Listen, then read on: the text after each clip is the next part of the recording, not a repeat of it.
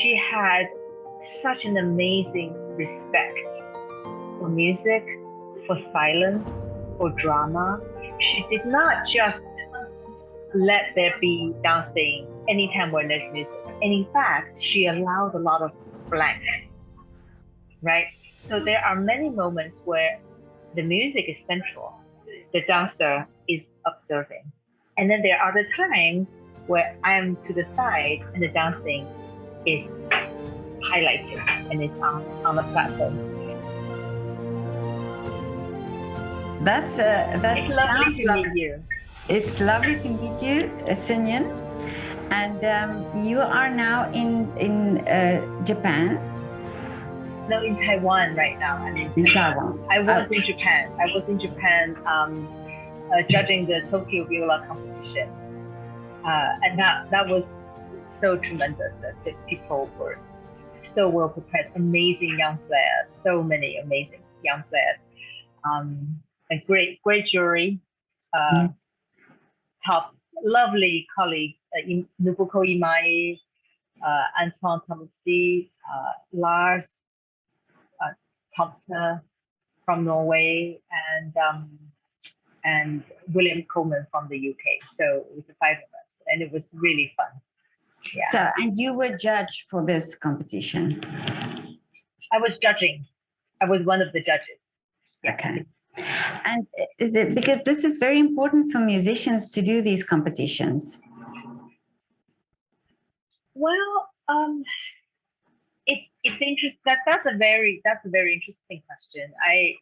I know personally, I don't necessarily believe in competitions. We all know that art is it's never black and white. And in fact, when there has to be an obvious selection of a first prize, sometimes that's low. It's I think if I could run something, I hope there to be 3 winners, because I think I may really appreciate 3 different people at that stage of their career, of their musical development. That's the best they can offer. So I guess the pros and cons of competition would be, if one were to gather, let's say, a whole year to prepare for something that the musician would have to carry, 10, 20 repertoire, 20 pieces, that's a lot. But it focuses in on your own work. It raises your bar. It helps you to really be the very best of yourself. And so that, I think, when it's at the right time of a musician's career, I think can be really great and helpful to propel somebody forward. I also think it's incredibly important that every musician knows when they go into it not to allow the results to validate them, because so much of the results are, in fact, very much of it is luck. And I often say, especially to some of my students who I can feel that are talented and they're eager and they want to do everything, and I can sort of sense in about 2 years they would be just right, Yeah. And how to share that message to say, it's not that you're not good enough, but it's that actually when people I think interesting musicians have more ingredients to put together. So it's less straightforward, And you will find very often, if you look in the history, there are people who have won all kinds of awards and actually don't really go anywhere. And then there are people who haven't really gotten any competition, but then carry through their career. They reinvent, they create, they do things outside the box, and then they really build a rich artistic life. And I thought interesting that, But yeah, because I spoke to a pianist once, and he also said that he finds it difficult, the competitions, because it's, how do you judge actually the artistry? You judge the technique really, but not the artistry. Well, hopefully the two are in fact the same, right? And I think that is the most important part, is for people not to be divisive. I think once you divide, are into these different categories, then we have trouble. Actually, I think you could have. I always say that the best technique is to be able to express your intention up to the fullest extent, right? So that's the technique. Actually, the real technique is to be able to say artistically what you want to say fully. So that could include all of the depth and the nuancing and the expressivity, and it can include speed and velocity and, you know, being agile and being flexible. But it's actually it's the same thing. So when people start to take things apart, I think it's problematic. Yeah. Yeah. But maybe it takes also a career, a time for people to understand that, that if you are a young musician, that and the focus is so much on the technique and on getting you there, then maybe you perceive it that way, Yeah. And it's interesting. Certainly, I think pianists are, they really face a whole different, it's really a different level of competition, just because the wealth of piano repertoire is so extraordinary. And so in some ways, there's no comparison. There really isn't. For instance, as a violist, we carry a few concerti that are important to us. For pianists, look at the 21 Mozart concertis, the Beethoven, the Brahms, the Chopin, the Liszt, and then let's not get into some of the 20th century. Rachmaninoff, huge.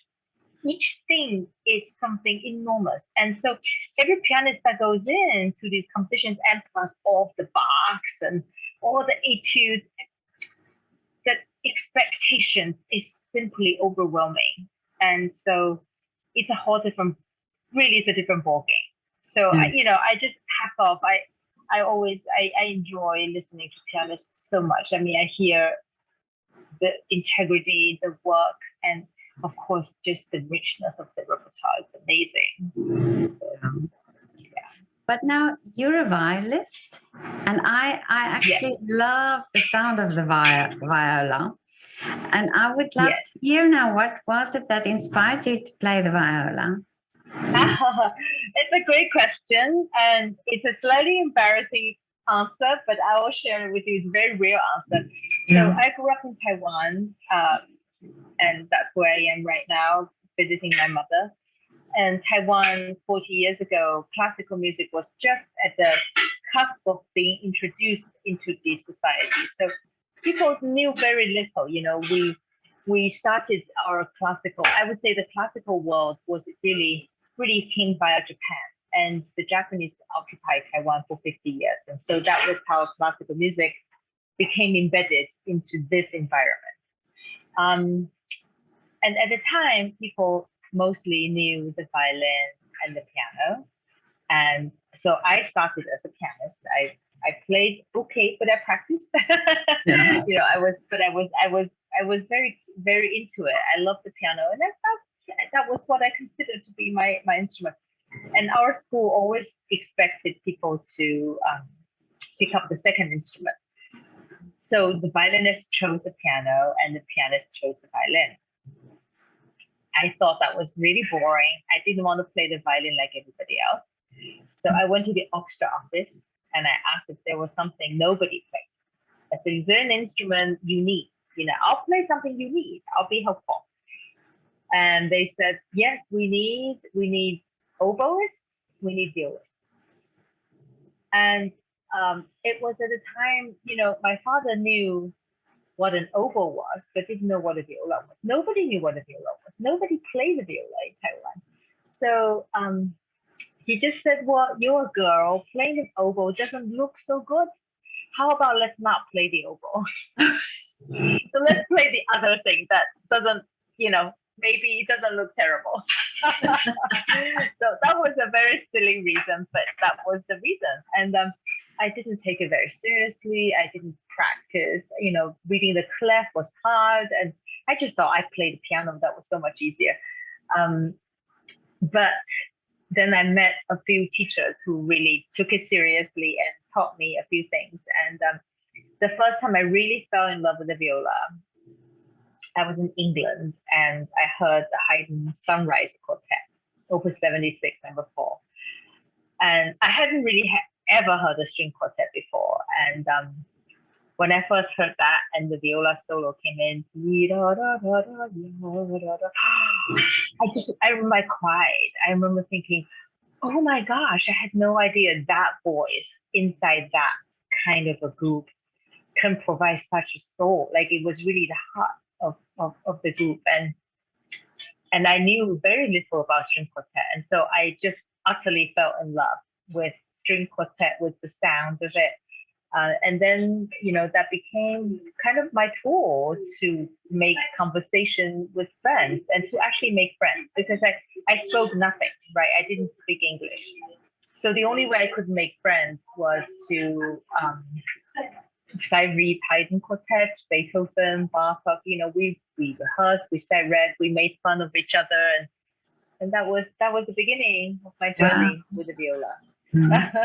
And is it now, it is it is in a way unique. It is in a way something that, because I haven't spoken to many violists, but is it how you expected it to be when you said you wanted something that was unique? Do you still feel that? Yes, absolutely. That's a wonderful question. And if you would allow me to, actually I will expand a little, so obviously musicians at large, you see a number of different careers, right? Violinists, pianists, conductors, singers. These are people who can really have spotlights and they carry an extraordinary voice, and very few violists have occupied that kind of a position. And the reason is actually quite simple. It's not that the violists aren't good enough.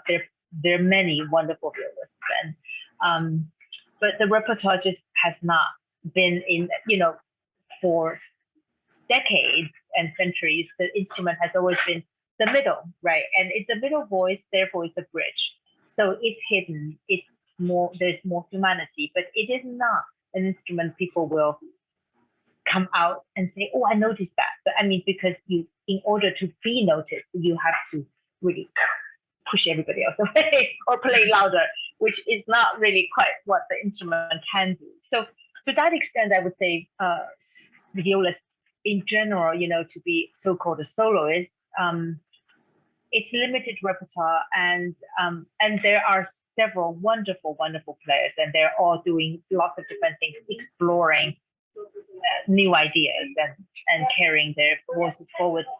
I feel very lucky that I genuinely love and depend so much on chamber music, as well as some solo playing and as well as teaching, because that makes up my life. That makes me feel richest is when I can engage with young players, where I can try to sort of solve problems with them.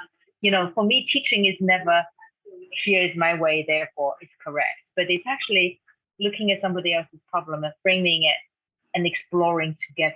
And for me, that I love that.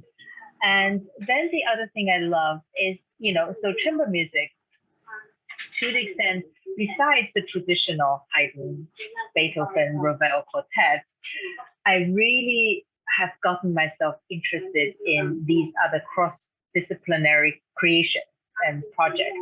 And that was what has brought us talking together in the project, where I wanted to frame solo viola music with dancers. And in a way, that's my chamber music with dancers. And in doing this, in dreaming up this project, every step of the way was really a surprise and an accident. But I feel very lucky that when we ended up collaborating together and presenting together, I have made lifelong friends in different fields and being so incredibly inspired by the dancers. And they are young and so beautiful and they work so hard. And I found when I'm on stage watching them and making music with them, it was really a very different experience from playing with other musicians. And in a way, I learned so much. I really learned so much. So, well, I think this is such a wonderful project. And yes, this is why I'm talking to you and wanted to know more, because I think what a beautiful way of collaborating, you know, the viola and the dancing. And was this in a way for you experimental could you envision that? That's a really good question. I did at some point, so about 20 years ago, I did a project with the Lincoln Center Chamber Music Society, and they collaborated with Bill T. Jones dance company. Bill T. Jones is a contemporary American dancer, and he has tremendous creativity, and his dance troupes are amazing. And that was a project where we performed and collaborated with the dancers on Mendelssohn octets, Beethoven quartets, and Kortak quartets. So it was really a combination of something quite traditional and then romantic and then very contemporary. And some of it we memorized. I mean, the Kortak was really interesting. We memorized and we were weaved into the choreography and we were on stage. That left an extraordinary, vivid memory in me. And I was part of a group, but I kept thinking someday I really hope to do this again.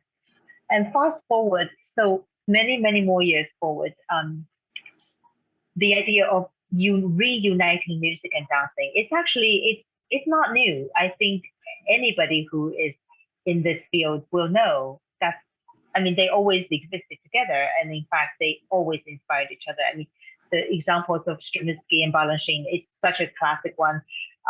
Prokofiev, I mean, they all work with choreographers. And the idea that the art circles could really overlap and have enormous respect for each other, it takes a lot of luck to meet the right collaborator, I think. So I was talking about this to a dear friend, Petra Muzievich, who actually works as an artistic administrator at the Baryshnikov Center. And he's a dear friend. He's a fantastic first-class pianist. And I said, you know, I was playing this short little liggity movement, but in my mind, I could see a dancer. I could see somebody dancing to this, and I want to be on stage performing with a dancer. And he immediately just said, yeah, that's a great idea. He said, but you know, 5 minutes, that's too short. Why don't you come up with a longer program? So it started from that. And I thought, okay, longer program, how?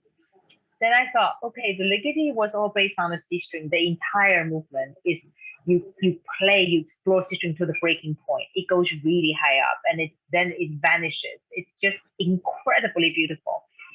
So I thought, okay, what if I take C string as the string that inspires so many composers? Schubert's cello string quintet in C. He's in love with C. Britten, who absolutely C is central in all of his compositions. C, I think, represents something bigger than life, something really, really huge. Ciccone in C, and he has too many. There's so many composers who they pay homage to this idea of C. So then as I started thinking about the number of different solo pieces, of course, Hindemith wrote plenty on C. Bach had C strings. And then fast forward, many other contemporary composers, Garth Knox, who is a fantastic violist, Kenji Bunch, who is a fantastic violist, they all wrote beautifully and very comfortably for C. And so before you knew it, like one thing next year, I started hearing and seeing a story. So I first threaded this music together as a storyline that I could hear. And I performed it a few times, recorded it. And then again, talking to another friend, very much as an accident, dear late friend, Derek Khan, who really tragically passed away very, very suddenly. As I was talking to him, I said, I have this program, and I'm hoping that I could find a choreographer who might be interested in collaborating with me. I don't engage in that circle. He said, "Oh, let me put you together with Ashkenazy Ballet." I said, "Well, who are they? I don't know nothing about them." So he knew Vodka and knew Alessandra well as friends and approached them, and all of a sudden here we are. Without meeting, we decided to collaborate together. And it's thanks to them. Amazing. Yeah. And then what's even more actually miraculous, I would say, I think meeting Alessandra was really one of the graces of life. I have absolutely fallen in love with her as an artist, as a choreographer, and of course as a person. But when we were working together, what I didn't know and later found out was that she not only basically memorized my music and was able to share with all the dancers. The dancers all memorized my music. They worked on it for a good 2 years. And the last year when we decided we couldn't come together, then we thought, okay, let's produce a film, have a film collaboration. And when she sent her choreography to me, I cried. Really? I remember I was watching. I was in bed and I had to wake up my husband. I had to say, watch this. I cannot believe she did this to my music. Because without knowing each other, what I could take away from her choreography was she was a better musician than I. She had such an amazing respect for music, for silence, for drama. She did not just let there be dancing anytime when there's music. And in fact, she allowed a lot of blanks, right? So there are many moments where the music is central, the dancer is observing. And then there are other times where I am to the side and the dancing is highlighted and is on the platform. And this time when we came together live in person, so much more came together without expectation. And that was the really beautiful thing, was I found out there will be ideas. I would say, that's so ingenious. How did you think of this to do with the music? She said, well, actually the ideas came from the girls. Really? Because if she ran out, if she thought she was a bit stuck, she would play the music and she would sit down with the girls and she would say, what do you guys see? What do you hear? What do you see? And they said, okay, we work. Instead of always being on point, and that's of course the beautiful thing of ballet, it's tremendously disciplined and so it's powerful, and just seeing them working with that kind of integrity. But so many ideas came from girls, and there I really cannot express enough how incredibly privileged and honored I feel, because to me that's true collaboration. Was that when we came together, sure, there was the music, but no one was a boss. That in fact the respect we all had for each other meant this was a unique presentation, that the girls owned it. It belonged to them, and it belonged to Alessandra, and it belonged to her wonderful friend, choreographer friend, Oliviero, who also was part of it. So the team was really tight. And I could not have asked for anything better. I mean, it was just, and I have to share another embarrassing secret, which was, once I was doing it live, I was constantly distracted by them because they were so beautiful. Really? Just watching them doing this and that, and I would get lost in my music. I would play, and it's a program I've known for a long time, but I was making mistakes. And when I made a mistake, they all knew. I couldn't hide because they knew my music better than I did. Mm-hmm. So in the rehearsal, there were a couple of times. There was one time I took a wrong turn in the ligeti. It was very slow, but I took a wrong turn, and I was playing and playing, and all of a sudden I thought, oh, I made a mistake. Okay, I better keep going. I'll pretend. Then Alessandra came and said, nope, this is not right. You did something. The music is not right. I said, how did you know? She said, because we count breath. So she knew my music way better than I did. And I said, oh, I was hoping to get away with it. I thought nobody would know. She said, I'm sorry, I knew. And then there was another time, the last performance in the tower, the Joan Tower, which was really a fantasy and was very long and was very difficult. And I made a mistake. I made a wrong turn again in a performance where I thought, oh, how could I have done this? Okay, I have to not stop now, right now. The most important thing is I don't stop. So I fumbled a bit and I jumped.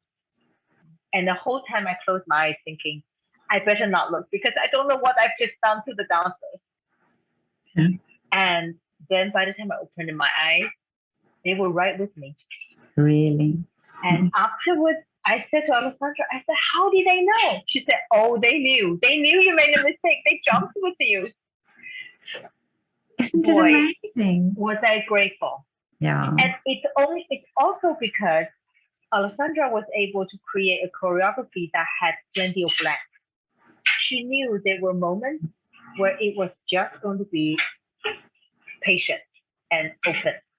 Mm-hmm. And so when I jumped, they skipped over with me and they knew exactly where that next point of meet was going to be. And that was amazing. That's really, really amazing.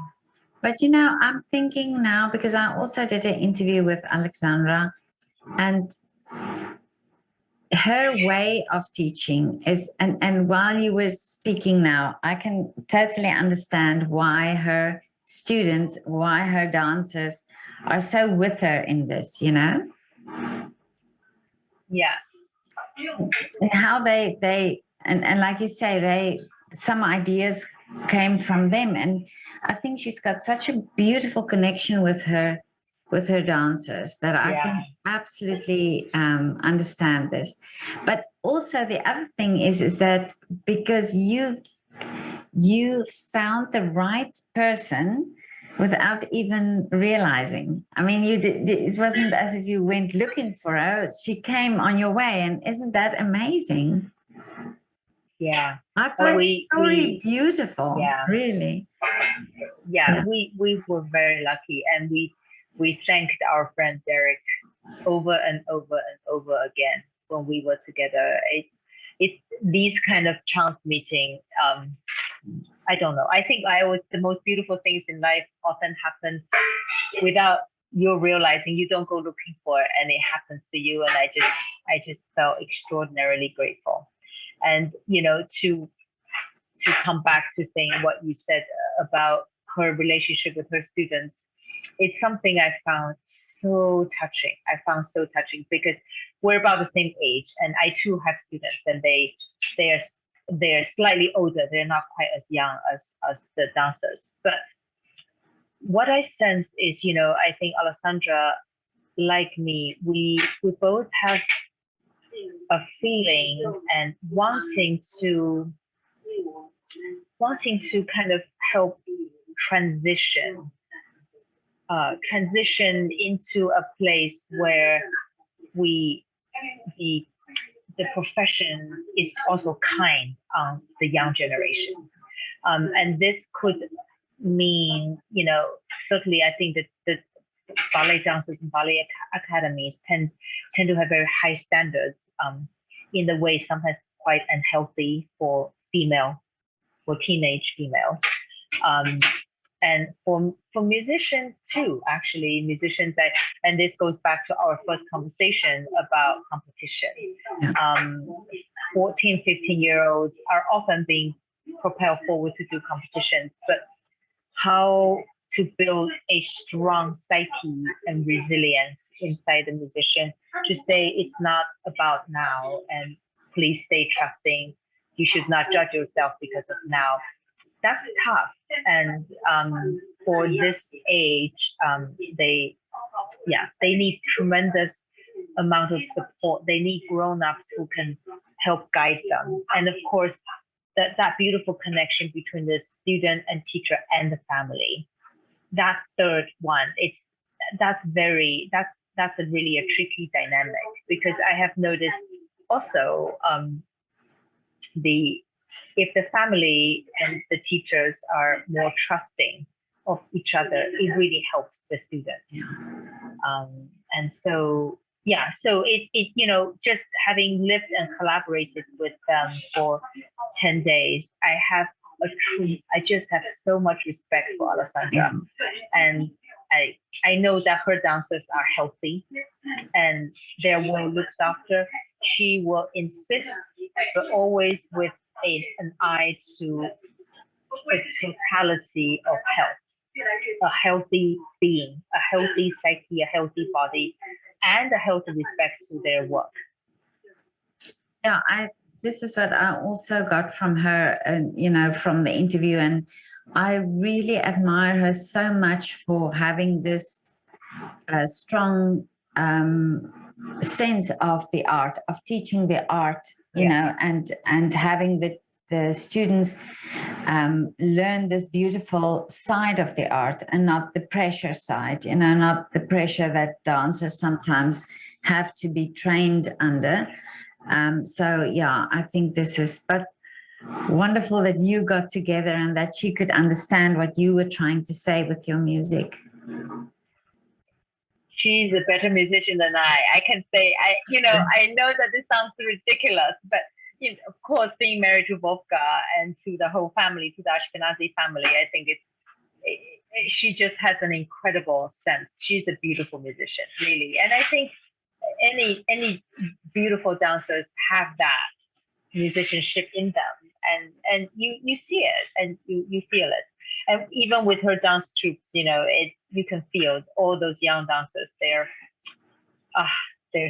just wonderful, incredibly inspiring for me.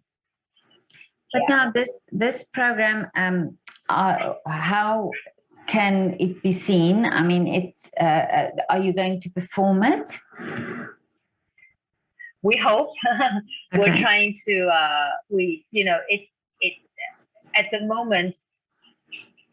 So much has to happen, obviously. But I think we are hoping to find presenters and managers who will be interested in the project. And now the quarantine rules are all finally lifting a little bit. Hopefully it will be possible to tour, and but that's to be done. I mean, online there is a film version of this, but yes, I think it would be great for this to be seen in person, and we are working on it. So. Yeah, I think this would be wonderful, because I think I saw the video and it's beautiful. Really, it's really touching and beautiful work. Thank you. But now, tell me, what are your wishes for the future, apart from this project being on stage and touring the world? Oh, well, I have another project I can talk to you about. Yes, and that's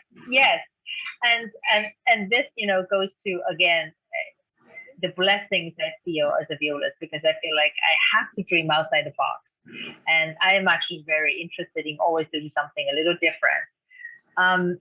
I have another project where I am putting together with a Chinese instrument, pipa.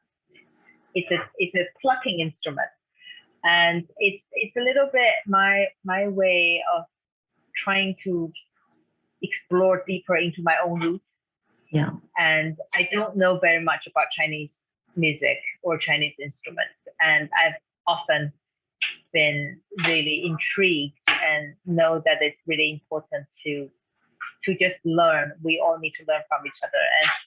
And so I have commissioned a wonderful Chinese composer Lei Liang, and he has won several awards in the US. And he's a soulful, absolutely soulful composer. He has written a duo for viola and pipa. And then I'm actually having a young composer arrange. Vivaldi has a concerto for viola d'amore and lute. Yeah. And so I'm having that transcribed for viola and pipa. Wow.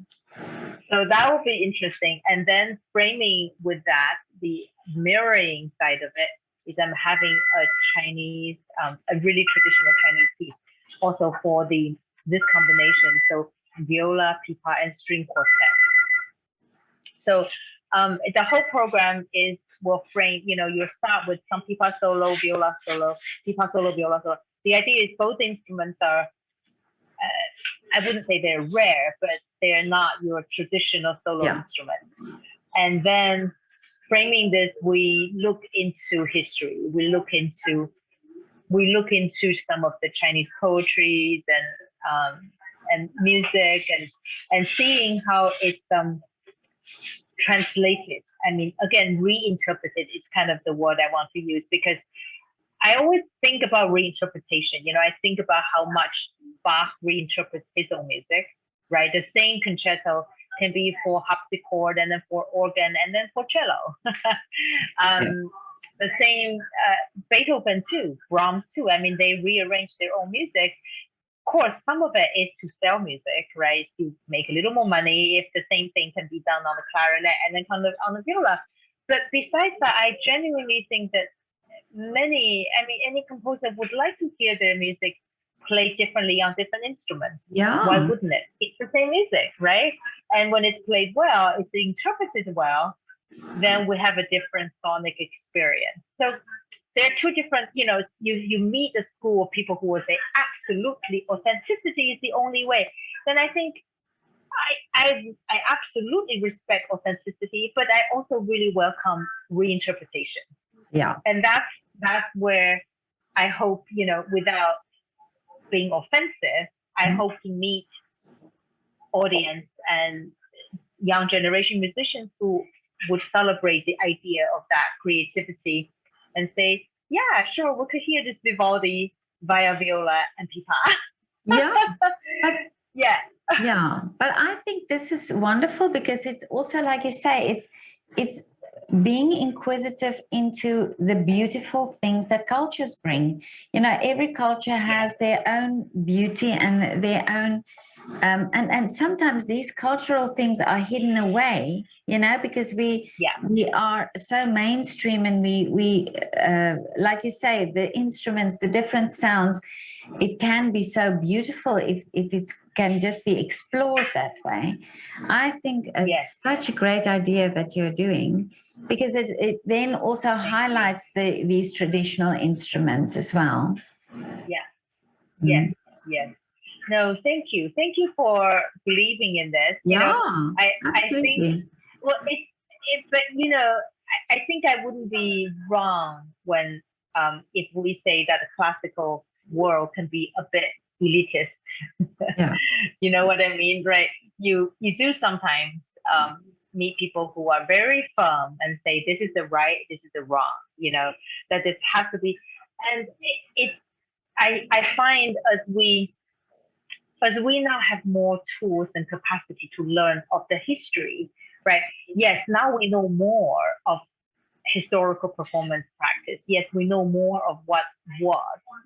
And so there is an aspect where, yes, we need to honor the tradition. And I just hope in doing so, we also allow ourselves to carve out a new territory without too many people pinpointing, saying this is right, this is wrong. Yeah. because it's easy to judge. And Yeah. it's always it's always the right and wrong. And sure, what was right then might not be right now. You know, that's what I always say to my students when they're learning to play Bach. I say it's like learning how they used to have to wear petticoats and 3 layers and a corset and then powdered hair and Yeah. wig and all of that. And nowadays, if you walk out there, you're looking like that, you'll be laughed at. Yeah. Yeah. Right? But the sound priorities from then, that's what we learned, the sound priorities. So with that knowledge, how can we reinterpret it today without losing some of the sort of the aesthetic values? Yeah. The aesthetic values are different. That's what it is. Yeah. And without judging, we just have to observe and stay relevant. That's all. Yeah. But you know, I spoke to Charlie Albright. He's a pianist. And yes, of course. You know him. And he told me that he did an encore in Carnegie Hall once where he played Great Balls of Fire. And nobody expected him to do that. And it was just that daring side of him just to, you know, after a classical concert to play Great Balls of Fire. And I think it's sometimes that you need to be a little bit more daring, you know, and you need to go out there and change things a little bit, change how people view and how people hear. And I think it's the artist's place to do that. I think the artists are the ones to take the lead and say, listen to this, listen what I give you here, and you know, understand what is going on. And it's the same that you did with the dancing as well. I think it's exploring all these things where it might seem always as if the orchestra's in the pit and the dancers they are on stage, and here you broke that barrier, you know, and you came with your instrument, and it's this collaboration. I think it's wonderful. Thank you. You put it so beautifully, and I absolutely love and echo your thoughts of that the artists actually carry a responsibility to do this. I cannot agree with you more. It's so incredibly easy to recycle, and it's easy to recycle, as I say, when I use that word maybe not in the nicest way. In that we see organizations and presentations where it's simple to say, let's do another Beethoven cycle, let's do another blah, blah, blah, let's celebrate by doing, these are not wrong. And these are, of course, worthy of what we need to do. But you're absolutely right. We actually carry a job to try to carve and to create something new. I totally agree. Thank you for framing it so perfectly. Yeah. Because that's actually what the students have to listen to, is that it's more than just playing perfectly and playing well. It's actually coming up with new ideas to say, how about this? And not to be afraid if people don't like it. Exactly. You know? Yeah. Yeah. I think this is why we go back to Beethoven. You remember when he wrote Grosse Fuge? When that was premiered, he went to a little bar in a local place. He couldn't stand being there in a room because he knew the audience might not like it. And afterwards, everybody said, so Opus 130, you know, was a big premiere. His friend came to him to say, he said, how was the Grosse Fuge? He only cared about the last movement. The rest he knew they're going to be fine. He only cared about the thing he produced that was going to break the barrier. Yeah. And he cared about it. And the friend said, ooh, I don't think they liked it. And of course he was mad. But that was the only thing he cared about. But it's the same spirit that we need to carry. It's actually these musicians, they inspire us because they did it. They were there already.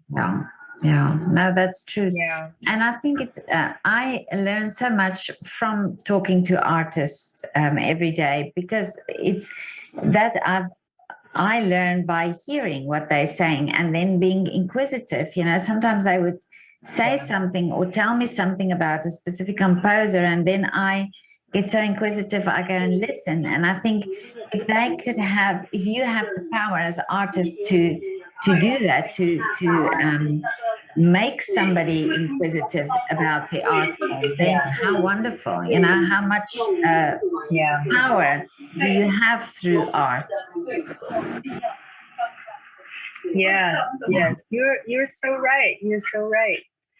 Well, thank you for everything. No, but I love your interviews. Your interviews are amazing. Oh, thank you so much. I'm glad you could, listen to some, and it's wonderful to have you now also on the project.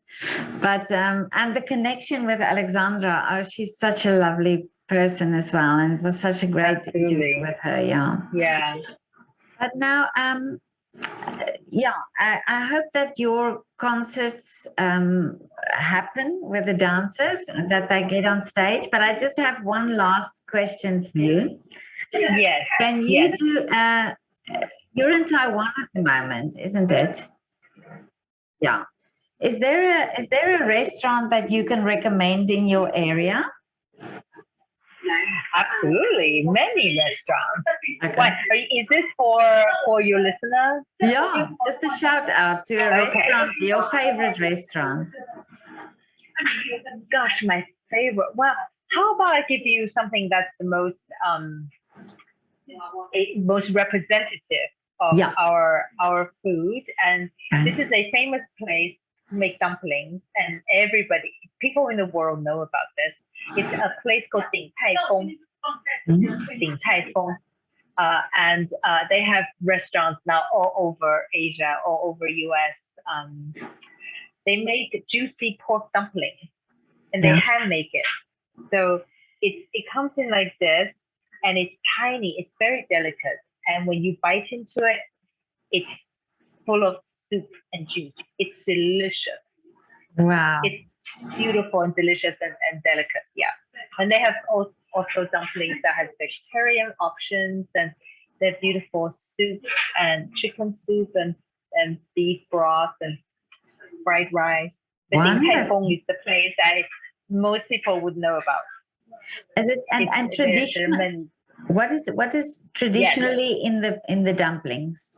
What is the one traditionally in the dumpling would be pork, would be ground pork, and sometimes they put shrimp, and sometimes a little vegetable,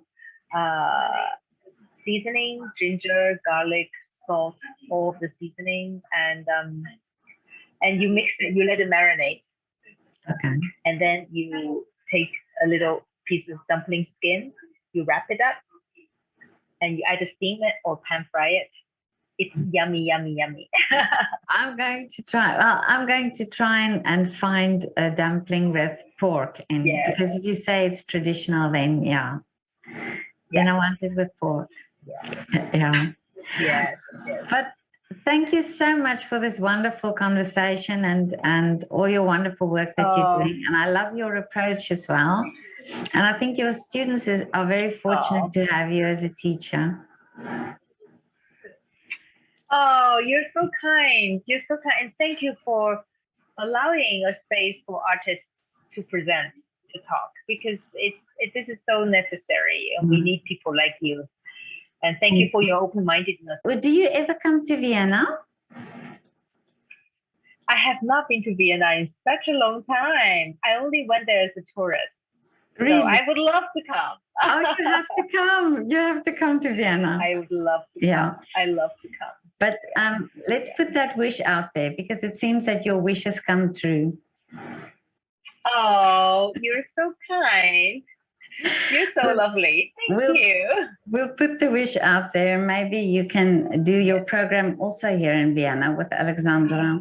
Wouldn't that be amazing? That would be amazing. That would be amazing. Yeah. So we'll put the wish out. And I hope to see you soon. Thank you so much. Okay. Okay. Thank you so much. It's great talking to you. It's lovely talking to you too. Okay. Bye. Yeah. Bye-bye.